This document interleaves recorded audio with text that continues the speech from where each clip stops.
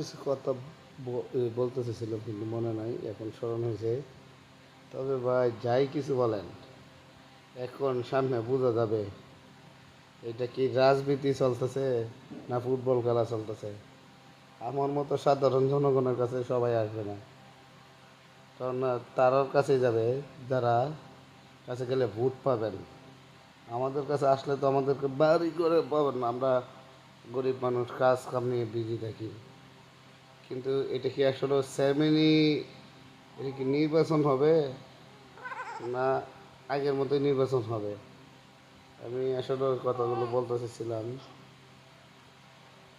সবসময় তো আগে তো দেখতাম আওয়ামী লীগের মার্কা পাইলেই যেই লোক মার্কা আনছে এই লোকেও পায়।